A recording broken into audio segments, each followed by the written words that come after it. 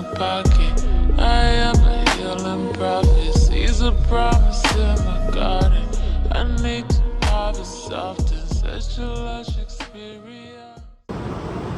All right, so you guys know that I like to start off any sterile procedure by first spraying down the very front of my flow hood. All right, and I've already went over the reasons why that is. That is because when there's dust buildup on your flow hood from you not using it or it not being cut on, that dust can actually get blown into what you're doing, and you don't want that. That's something that you don't want. So make sure that all four corners of your flow hood is thoroughly sprayed, and sometimes the surrounding area of your flow hood, like right outside of where your flow hood is, so that any dust particles that are floating around can be brought down to ground level. Okay, so we've sprayed off the very surface of our flow hood, and the next thing that I like to do is go ahead and wipe down my Erlenmeyer flask, just like this. You want to saturate it, the outside of your flask, in a lot of alcohol. Take your cloth towel and just wipe it off really good. All right? So that's cleaned off pretty good.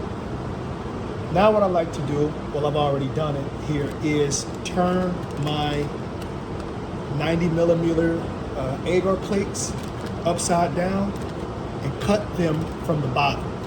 All right? So these are actually upside down now, so that when I cut them from the bottom, all I have to do is flip them over like this, and now they are right side up. Flip them over like this, right side up. Take this off. All right, now let's get down to business. Of course, you want to saturate your hands in alcohol and hand sanitizer. 70% isopropyl alcohol and hand sanitizer.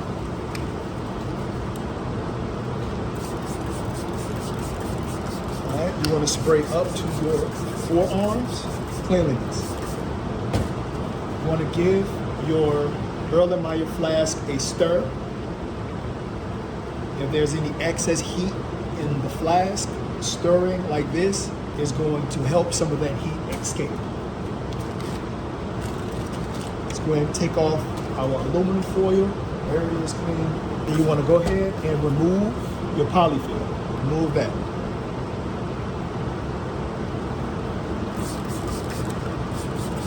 Again, this is 500 milliliters of media, which should be enough to pour 20 agar plates.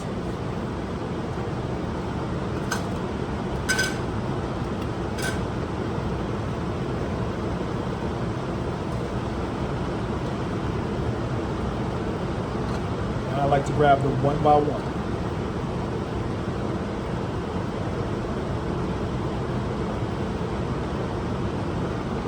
All right? And just be careful with your pouring, guys, because what tends to happen is beginners over pour, right? So what I like to do is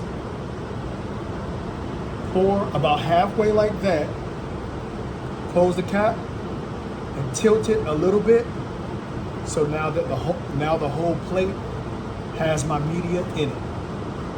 Because if you over pour, you could run out of media before you've actually poured 20 plates worth of media. You don't want to do that.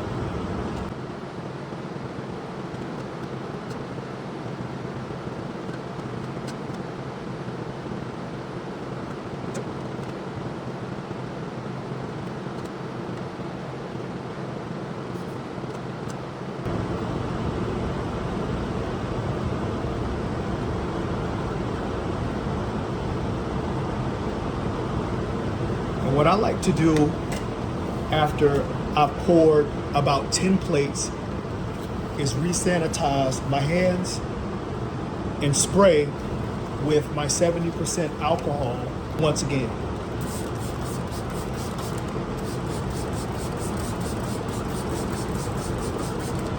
Very easy. You guys will definitely get the hang of it.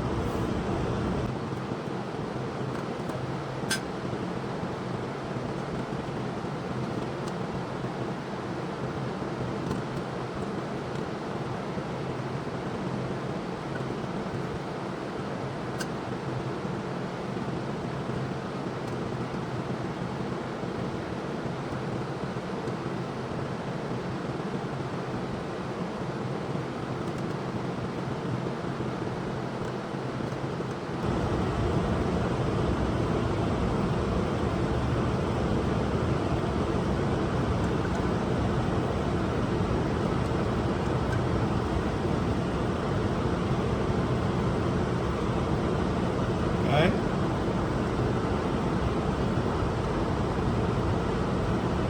Also, fellas, make sure that you are not touching the edges of your plates when you go to pour. All right? And there we have it. Our agar plates are poured, and we actually still have some media left. All right, so when you guys get the hang of doing this, and you're very sparing with the way that you pour, meaning that you're not pouring too much, you will always have a little bit more media in your Erlenmeyer flask than what you actually need. All right, so we've poured our freshly sterilized agar media into our 90mm plates. And now what we want to do is allow for 2 to 4 hours to go by so that this media can firm up a little bit. When you go to open up these plates in 2 to 4 hours, you won't see this agar media or solution be very liquefied. All right, it's gonna firm up a little bit, and that is what you're looking for before you actually go to inoculate these plates with spores or tissue cultures or anything like that. You want to allow for 2 to 4 hours to go by so that this media can firm up before you put it to use. All right, you guys, so that was a very beginner-friendly agar recipe that we just got finished putting together. All of the ingredients that went into constructing that recipe is going to be readily available on Amazon and other sites across the internet. Optionally, if you guys want to switch up this media a little bit and tailor it specifically for germinating spores, you guys can add a little bit of activated charcoal to the mixture. Activated charcoal works really well, and you can find it just about at any vitamin shop across the country. The fact of the matter is that mycelium is something that benefits from a nutritional variety. So if I am germinating spores like you guys, once that mycelium results from the germination of those spores and I go to transfer a piece of that mycelium onto a new plate, that new plate is going to consist of different ingredients.